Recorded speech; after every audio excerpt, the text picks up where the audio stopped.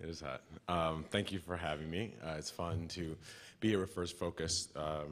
My colleague Lisa DeCanto, who's here, has been working with First Focus for the last couple of years. So in our firm, we've heard a lot about the organization over time. And I'm just going to talk to you a little bit about using the media and what it means and what I think is important as you think about what you're doing in media. Focusing on kids is a double-edged sword. On the first hand, you've got the individual stories of kids, which are always incredibly compelling. You know, some child is very precocious, and I think there's a story out today about the little kid who played the Darth Vader in that ad, and he was, remember he was like trying to get the car to start, and the dad pushes the remote start, and the kid goes crazy. Sanjay Gupta has been doing something on him for the last couple of days. So everybody loves that story. Then everyone's heart is pulled by the plight of some child who's in trouble or some child who is in danger or lost. So on an individual level, children are very compelling. And then on a mass level, it seems that people lose that level of attachment to what to do about young people, what to do about children when they think about these stories in a broader policy way. But according to the National Center of, so it's tough to get people to put their money where their hearts are. But according to the National Center of Children in Poverty of Colombia, there are 15 million children, you all know this, there are 15 million children living in families that earn less than $22,000 a year. If you assume or agree that families of four need twice that amount of money, then 42% of children in America are living in low-income households. A fact not often cited when we talk about these numbers is that while a majority of Black and Hispanic children live in low-income households, the largest subgroup of low-income children are white, 11 million out of the 31 million. I don't think you would know that by looking at media stories about children in poverty. And this is important because we tend to see the face of poverty as a brown one, which I believe relieves some of the leadership in our communities and some of the voters who have a say in who our leadership is. It relieves them of feeling responsible for many poor children. I would urge you to shine a light on the problem of white poverty as well as the plight that many minorities face. Especially as the economy continues to roll around in the doldrums, it is these families who are falling more and more in jeopardy. We face challenges as a country, and we talk about these challenges a lot, but I have to tell you, I'm an optimist, and so when I hear about these things, I'm always looking for where the opportunities are, and there are so many opportunities if we can harness them for our people. A few facts, you guys may remember this, in 2008, Bill Gates testified before Congress that the U.S. Department of Labor projected that by 2014, there will be more than 2 million job openings in the United States in science, technology, engineering, and math, STEM fields. Yet the number of American students graduating with degrees in these fields is actually declining. Indeed, the number of undergraduate engineering degrees awarded in the United States fell about 15% between 1985 and 2005. There was a study last year from researchers at Harvard, Berkeley, and Northwestern revealing that kids who get early childhood education are more likely to go to college and make as much as $1,000 more on average a year than their peers who did not receive it. Another fact, the unemployment rate in America is 9%. The unemployment rate in America for African Americans is 16%, and the unemployment rate for college graduates is 5%.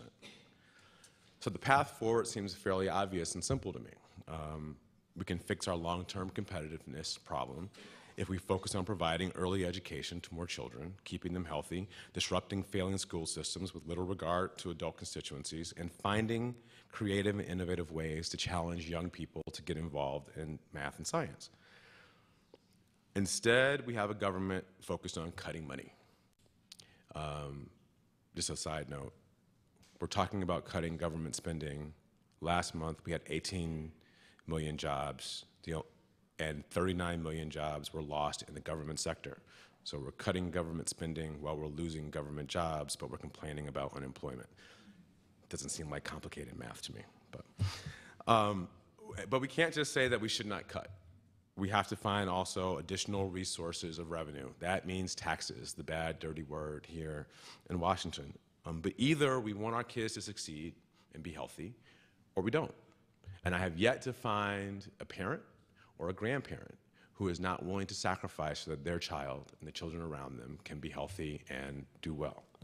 We have to make the case to them why this is so. We need to tell our leaders that this is our #1 priority. A recent New York Times poll had 53% of Americans saying that the economy and jobs is their #1 issue, yet we spent the last, and 7% of adults, Americans saying that 7% of them saying that the deficit was their #1 priority. Yet we've spent the last 3 weeks in back-to-back negotiations talking about deficits and debt. It would be nice, it would just be nice if we had this kind of attention on our economy and our competitive future. So many people feel challenged by the current media environment. So what can you do about all of this? Too many channels out there, as Julie was just saying, sources are moving too fast. So I turned 40 yesterday, and so I'm thinking back over the last 20 years or so, and I realized, when I graduated from college, there was no Google, definitely no Facebook, but no Google. There was one cable channel, CNN, and you needed a purse or a backpack to carry around a cell phone because they were so large. So these things are all moving very fast. I think we went from, I do a lot of work in telecom, and we went from having the large cell phone to having the small cell phone to having the Palm Pilot that but it was like that big, to now we have these iPhones and Blackberries and everything else you can do. You can do video and everything on your phone. So all these things are moving really fast. But there are drawbacks. We don't have as much time for reflection. It's hard to tell the relative importance of one story versus another when you're looking at it online. I still like to get a hard copy newspaper every morning because then you can kind of, see what's going on. You read stories you didn't necessarily intend to read, and you get ancillary information that you didn't go looking for. But on the other hand, it creates incredible amounts of opportunity for people in this room and people around the country, because the advantages of the current media environment are that you don't have to be dependent upon a newspaper editor to decide that your letter to the editor is important. You don't have to be dependent upon them to decide that your op-ed ought to be published. You can just blog about it. You can post it on one of your social media sites. You don't have to wait for a TV camera to show up at a meeting that you want people to know about. You can film it yourself. You can put it on YouTube. You can tweet the address out to people. You can become your own channel of information, you and the people who agree with you. So you can start online petitions and email them to your leaders. This is a challenge for the people in the room. And the reality is that the 7% of people who are telling us that cutting government spending, cutting the deficit is the most important thing are far more organized and far more active than the people who care about all the other things that this country faces.